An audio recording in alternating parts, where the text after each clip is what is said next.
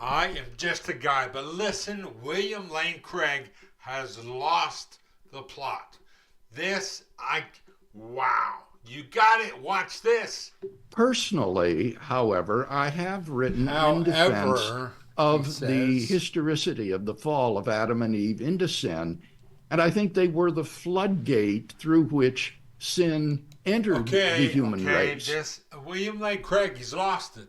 There's Now, listen to what he says here. He goes, I don't agree with original sin, and Romans 5:12 would tell us Now, different. with But anyway, respect to the let's go on. classic doctrine of original sin, such as you have in St. Augustine, perhaps William Lane it might Craig is sound comparing surprising to himself to some Saint that I don't Augustine. find What an this doctrine taught egomaniac. in the Are Bible. you kidding When me, William Lane Craig?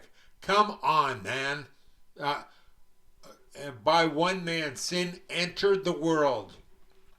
For all have sinned and come short of the glory of God. The wages of sin are death, but God commendeth his grace toward us in that while we were yet sinners, Christ died for us. Come on, buddy. I don't have all these degrees. I don't have this wall full of books like you got, but Craig, man, come on, dude. We have similar hair. That's about it. I mean, come on. Come on. If you think different, come talk to me in the bottom. You know where the comments are. you Now, read Genesis 2 and 3 in the account of the fall, there is no suggestion whatsoever that Adam and Eve's sin is imputed to every one of their descendants. Cain killed Abel. Come on. And neither does Paul teach this They were in thrown out of Romans the chapter garden 5. by I William think Lane that Craig this is a Bill. doctrine that has very thin For biblical all have sinned and fall credentials. short And of I'm the glory talking of about the God. doctrine that every person is For held all have sinned and fall guilty short of and the glory of liable God. to eternal punishment because By of one what man's sin Adam did, entered the that world. Romans Adam's sin is 5:12. imputed to me. I do not Look, find I'm as tired. well I'm in tired. I'm Romans tired. 5 or Look, in Genesis 2 and 3 any doctrine that we have a hereditary corrupted nature that has been passed down from Adam. And so, while I do believe that there was a historic fall and what one might call a primal sin, a first sin, Yes. I do not think that Adam's sin is imputed to us, nor that we inherit the from body, him the a body is corrupted human corrupted. We know nature. that. Uh, the body now is corrupted. We inherit the incorruptible through Christ. And you know what? He's trying to broaden his audience so he can make more money or get invited to more debates. I have no idea. But Craig, you have got to be kidding me. Listen to what he says about evolution now. This is absolutely insane. I think a lot of people, when we try to bring someone to faith, some of the most fundamental questions that most people, at least in the modern era, have concern. He's talking to Eric Metaxas here, who he's a well-known guy too, but he kind of seems impressed with this. I can't believe it, man. Origin of life. Yeah. When were Adam and Eve created? Yes. Were there other hominids in existence before Right. Adam and Eve were created? Are you willing to speculate on that? I'm always. Oh yeah, this is what Volume 3 is Okay. all about. There are extensive discussions in there about paleoanthropology, Neanderthals and Denisovans and their I relation. didn't know that, and I'm thrilled to hear that. And since I only have volume 1, Oh, I'm selling could you another help book. me, Volume 3, and buy my audience by book. talking a little bit about that, because this is really fascinating, and I've heard so little on this. Okay. What See, he's trying to plug his book and using these words from paleoanthropology or whatever. Where are the bones? Where are the bones? You know what? This argument just gets me so riled up. Where are all the bones? These people evolved through millions and millions and millions of years. there should be all kinds of fossil records, right?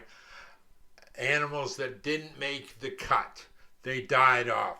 Where are these millions of bones? This, and he's trying to make an argument to fit into the present day culture of, oh, it all works out in the end, and evolution ends. And the Bible are like this. Let me tell you something. If God could create a mature man, why not create a mature earth? Craig, WLC, Bill Craig. Listen to what he's got to say here. What I argue at some length is that the genre of Genesis 1 to 11, chapters 1 to 11, are not straightforward history, but are about historical events that are cloaked in figurative and metaphorical language, and therefore not to be interpreted literally. I think that the scripture does commit us to a historical Adam and Eve, who are the progenitors of the human race. What do you mean they're not straightforward history? In Genesis 5, there are genealogies. Genesis 10, same thing, is ridiculous. And whose fall into sin introduced sin into the human race with all of its terrible consequences. But I do not think that it commits us to saying that this couple lived 10 to 20,000 years ago. So when I look at the evidence of paleoanthropology, I argue at length that Neanderthals were fully human. They had modern cognitive capacities just like Homo sapiens. And that therefore, Adam and Eve, as the universal progenitors of humanity, must have been ancestral not only to Homo sapiens, but also to Neanderthals. And when you look at the paleontological evidence, that would identify them with what is called Homo heidelbergensis, or Heidelberg man, who was the last common ancestor of Neanderthals, Denisovans, and Homo sapiens. And so my tentative proposal in the book is that Adam and Eve belonged to the species of Heidelberg man and lived somewhere around 750,000 years ago.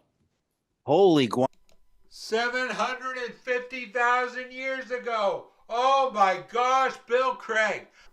Bill Craig, Heidelberg man. Bill Craig he's a Heineken man. He's had too many Heinekens. Bill, come on, man. You were so well respected. And let me tell you, all of you out there, no matter what has happened in your past, if you can say I wasn't a good person in my past. And I tell people this all the time. It's not how you start, it's how you finish. And this guy is going down the wrong road. And he's going to preach this stuff until he dies, which by the look of things is not going to be too long. And he's going to be remembered for this. Not all his other great work. He's going to be remembered for this. If you disagree with me, you're welcome to disagree, but prove your point. Heineken, man, too many wobbly pops. Bill, that's all I've got to say.